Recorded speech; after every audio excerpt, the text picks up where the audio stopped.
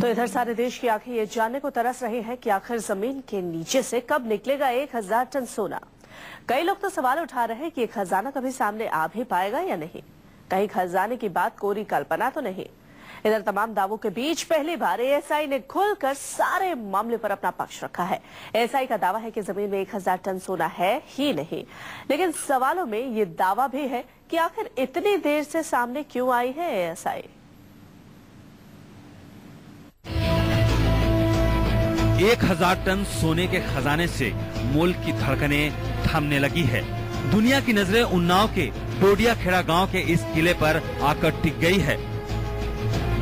शोभन सरकार के शीर्ष डंके की चोट पर किले के नीचे 1000 टन सोने दबे होने का दावा कर रहे हैं, लेकिन किले की खुदाई करने पहुंची एएसआई के मुखिया सैयद जमाल हसन ने चंद सेकंड में किले के नीचे दबे सोने पर पानी फेर दिया। जमाल साहब, एएसआई की टीम तो तब गई ना जब साधु शोभन सरकार ने केंद्र सरकार से बात की, केंद्रीय मंत्री चरणदास महंत से बात की और उन्होंने अपने सपने का जिक्र किया, सपने में 1000 टन खजाने का जिक्र किया। उसके बाद एएसआई के लोग गए, जियोलॉजिकल सर्वे ऑफ इंडिया के लोग गए, तो एक तरह से साधु के सपनों का पीछा करते हुए लोग गए। देखिए पुरातत्व विभाग कभी भी किसी भी खजाने के लिए कभी खुदाई नहीं करता है, इसके लिए दूसरे डिपार्टमेंट है।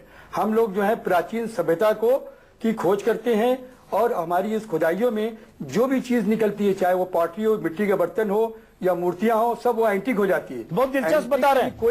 इतना ही नहीं, एएसआई के मुखिया ने 1000 सोने होने के बजाय किले से मिट्टी के बर्तन और मूर्तियां निकलने की बात कर रहे हैं। साथ ही ये भी सफाई दी है कि उसकी टीम किले में 1000 टन सोने की तलाश में नहीं गई है।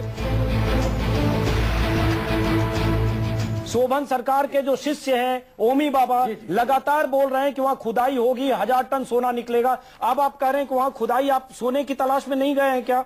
आपको लगता है कि सोना नहीं निकलेगा? आप कुछ और वहाँ सोने की तलाश में कभी भी कोई खुदाई आज तक, देखिए आर्कियोलॉजिकल सर्वे ऑफ इंडिया ने 1947 से लेकर आज तक कभी भी किसी सोने या चांदी के लिए कभी खुदाई नहीं की। तो किस चीज के लिए खुदाई कर रहे हैं आप? प्राचीन सभ्यता के लिए। हमारा डिपार्टमेंट कल्चर में आता है? जी नहीं।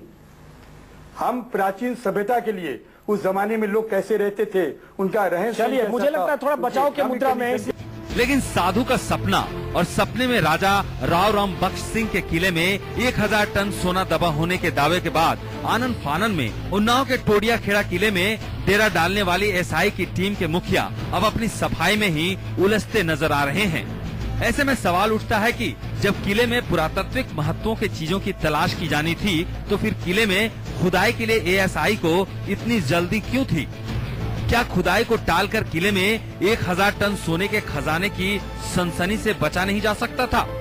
क्या खुदाई के बाद विवाद सामने आने के तुरंत बाद एएसआई के मुखिया को इस मामले में सफाई नहीं देनी चाहिए थी?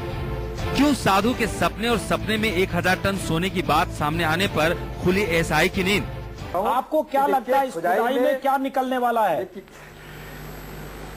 खुदाई का वैज्ञानिक आधार होता है, कुछ समझकर खुदाई हो रही है, क्या निकल सकता है? बिल्कुल हो रही साहब। आर्कियोलॉजी जो है एक साइंस होती है, आर्कियोलॉजी एक साइंस होती है। मैंने बताया ना कि हमारा जो डिपार्टमेंट है कल्चर मिनिस्ट्री में आता है। हम कल्चर की खोज करते हैं कि वहाँ पे उस जगह पे कितनी सिविलाइजेशन कब डेवलप हुई, कितने दिन चली। सर, आप कह रहे हैं कल्चर की खोज करते हैं, पूरा देश समझ रहा है कि आप सोने की खोज कर रहे हैं, साधु और उनके शिष्य को ताल ठोक कर रहे हैं। आप कह रहे हैं आप सोने की खोज कर रहे हैं? सोने की खोज नहीं, सोने की खोज के करने का हमारे डिपार्टमेंट का भी नहीं काम है। सवाल कई और भी हैं। कहा तो ये भी जा रहा है कि एएसआई साधु शोभन सरकार के नक्शे के मुताबिक और उनकी बताई जगह पर ही खुदाई का काम कर रही है, लेकिन तमाम वैज्ञानिक तरीकों का अनुभव होते हुए भी एएसआई को एक साधु की बात पर इतना यकीन क्यों है और वो खुद ही तहकीकात के बजाय एक साधु के बताए रास्ते पर क्यों चल रही है? खुदाई से पहले खजाने वाले जमीन पर साधु शोभन सरकार के द्वारा पूजा की गई। इलाके के डीएम और एसपी ने फावड़ा चलाकर खुदाई का शुभारंभ किया और साधु शोभन सरकार के साथ एएसआई की टीम का तालमेल। ऐसे कई सवाल भी एएसआई के काम करने के तरीके को कटघरे में खड़ा कर रहे हैं। सवाल ये भी है कि अगर उन्नाव में राजा राव राम बख्श सिंह के किले में मौजूद एएसआई की टीम को अगर साधु शोभन सरकार से कोई लेना देना नहीं है, तो वो उनके और उनके शिष्यों के खुदाई होने तक किले में प्रवेश पर क्यों नहीं रोक लगाती?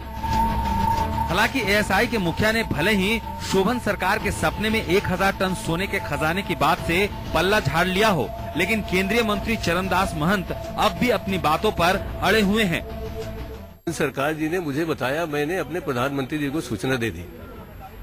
उनको लगा कि इसमें सच्चाई हो सकती है। उन्होंने जीएसआई ने उसका इन्वेस्टमेंट किया गया और जो जांच हुई उसके हिसाब से खुदाई हो रही है।